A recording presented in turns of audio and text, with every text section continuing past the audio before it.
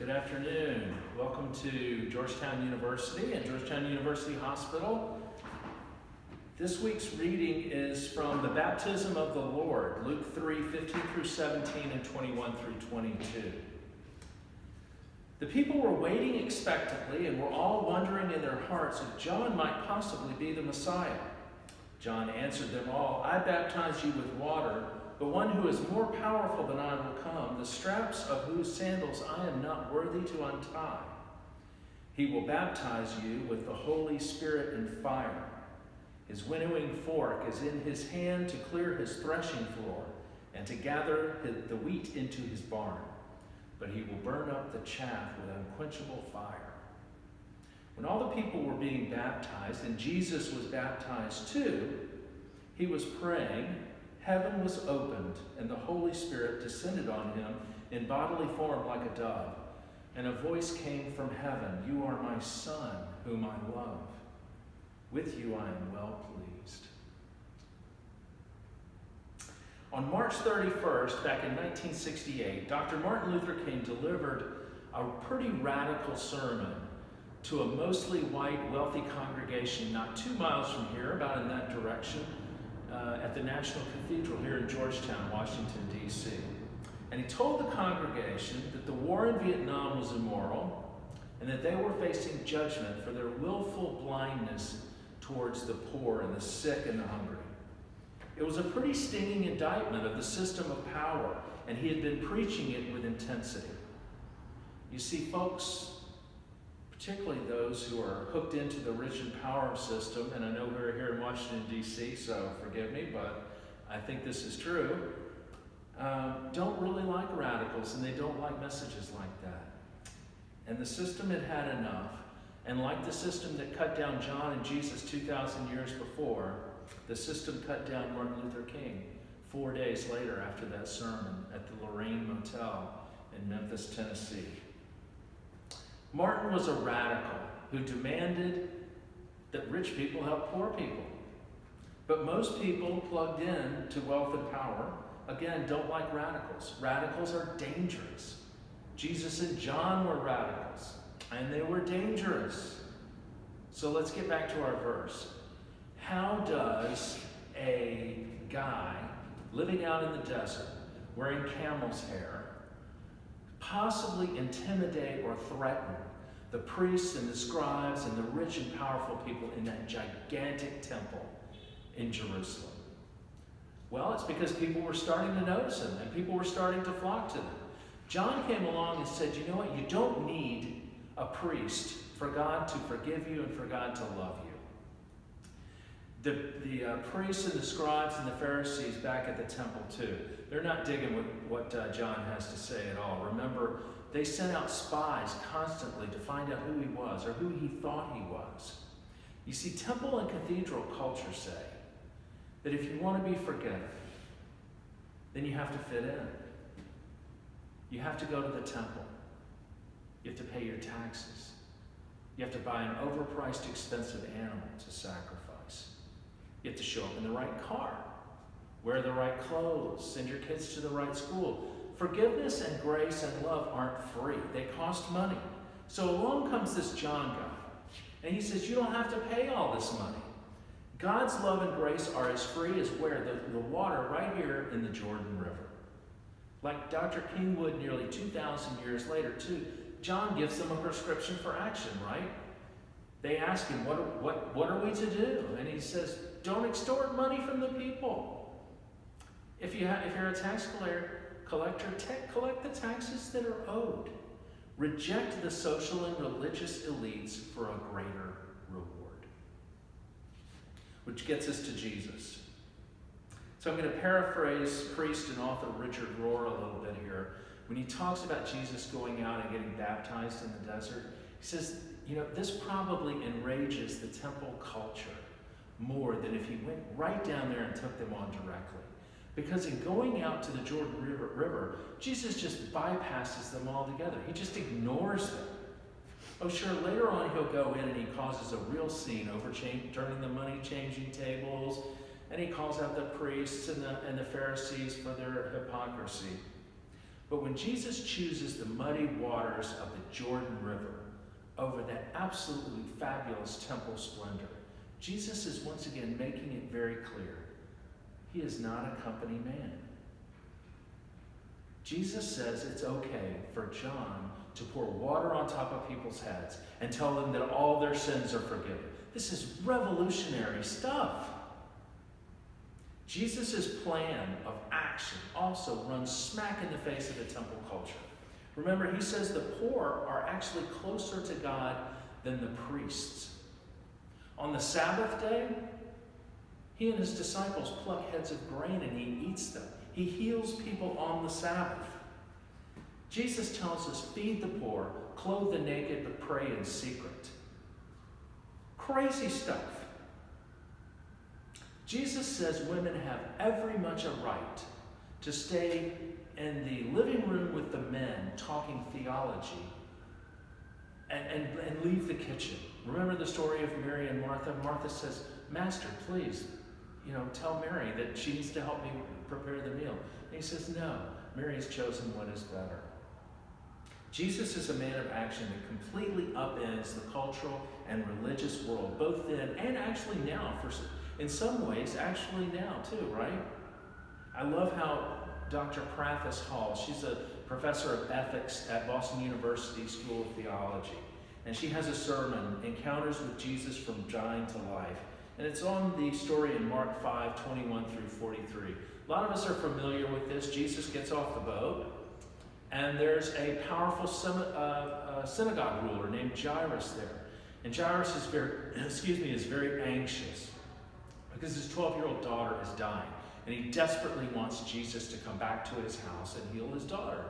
And so Jesus gets off the boat, and Jairus explains the situation to Jesus, and Jesus says, okay, and they start to make their way through the crowd until a woman comes up behind him and touches him. She's been bleeding for 12 years. Day by day, the life ebbing from her body. She believes if she can just touch Jesus' clothes, not ask for a blessing, not get him to touch her, just touch his clothes, that she will be healed. And she does, and she is. This is Dr. Hall's quote. She says, watch Jesus, because he is about to demonstrate holy compassion while at the same time turning every rule upside down. Remember, the woman's story interrupts Jairus' story. Not only did he get to Jesus first, but the very structure of society demands that he be served first as a male. But keep your eyes on Jesus. Jesus could have kept walking after the bleeding woman had touched him, but will you just look at Jesus? He stops cold in his tracks and insists that his question, who touched my clothes, be answered. Jesus rejected society's protocol completely. He gives immediate personal attention to the weakened, trembling, bleeding woman. And remember, her bleeding makes her ritually unclean. Does Jesus offer one word of rebuke to her about her having contaminated him? Does he move one step toward ritual purification? He doesn't say one mumbling word about any of that. No, he pauses to commend her faith and to grant her salvation and shalom, close quote. Jesus, I think, is saying that God is not, first of all, in the temple with Jairus. God is concerned about taking action to help a woman who is bleeding to death in the streets. Which brings me to a question today. Why do we seem to worship Jesus more than we follow Jesus? I don't mean to be blasphemous at all. I really don't. But as far as I can tell, not once does Jesus tell people to worship him. But he sure tells people to follow him a whole lot. Is it because do we worship Jesus more than follow Jesus? Because sometimes it's hard to answer that challenge. It's easier to put Jesus on a pedestal and worship him as the Christ instead of actually making genuine changes in our lives. Dr. Charles Adams is the pastor of Hartford Memorial Baptist Church in Detroit, and he puts it like this. The best way to dismiss any challenge is to exalt and adore the source. We have lifted up Christ so high, we think him to be irrelevant to our everyday workday decisions. Isn't that the cutest way to get rid of God and keep Jesus out of the struggle for justice, out of the march for peace? I think he's got a point.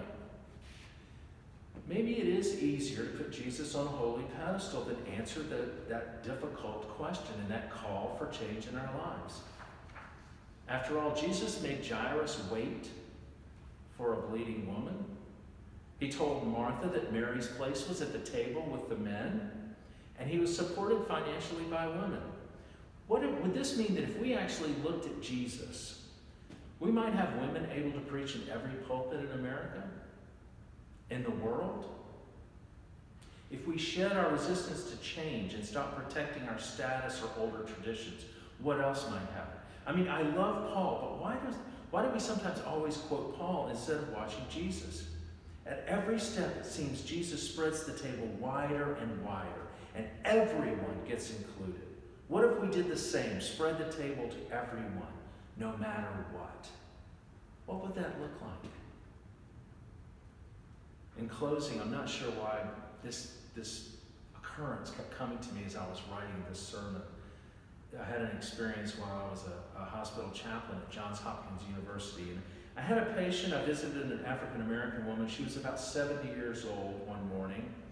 And we had a nice conversation. I asked her, if you want to talk later in the day, just have the nurse page me. If you remember the old movie actor Charlie Chaplin, my name's Chaplain Charlie. And that kind of helped her, I think, remember who I was. And so she did. She had the nurse page me. And I went back. And she started opening up to me how tough her life was, how desperate she was, how scared she was. And she told me she was in the hospital because she was hit by a car as a pedestrian. She was walking across the street. She told me she was homeless and her family had ostracized her. When she could find somebody generous enough, she would try to borrow someone's cell phone, but if she got in touch with anyone in her family, they would hang up on her immediately. They were ashamed of her, ashamed that she was homeless. She cried that she was afraid to go back out into the street because she didn't want to get hit by a car again. Because her eyesight was starting to fail, she had to listen for the tread of the tires on the road to be able to know whether it was safe to cross the street, to go and find food. And the whole time, I'll never forget that she just kept looking at me with her eyes. And I know that maybe that sounds strange, but she just kept looking at me with these big, beautiful brown eyes, surrounded by a wrinkled but beautiful face with long gray hair. It sort of surrounded her head. It was almost like a halo. And she just stared into my eyes and she wouldn't stop. It was like she could look right into my soul. And I felt so helpless. I felt like here's one of God's most beautiful creatures crying out for help, and I'm absolutely helpless to do anything. I was standing there in my clean clothes.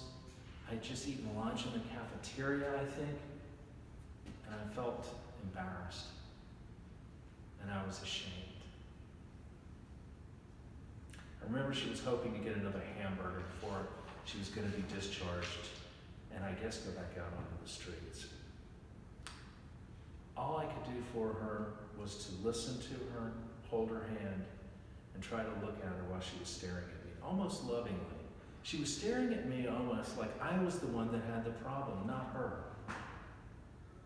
Or maybe it was that we were both caught up in a system, and she understood me better than I understood myself. I don't know. I have no idea whether she's still alive or not. I certainly hope that she is. And at the time, I felt devastated and helpless, but you know what, as I look back on it now, maybe that's exactly what she needed. That was the best that I could do, and I gave her exactly what she needed. Someone to hold her hand and to listen to her, non-judgmentally, and to try to love her. None of us now, certainly none of us is Jesus. And we're not John and we're not Martin Luther King either. But there are plenty of opportunities for all of us to be people of action, the way Jesus, John, and Martin encouraged us to be. If we can break apart from our unhealthy addiction to status and control, the status quo, and look for people, particularly those people on the margins, to help. Maybe holding someone's hand or listening to their hurt. Giving someone food or clothes. Maybe that's exactly what we need to do. To work, to follow Jesus more than simply to worship Jesus.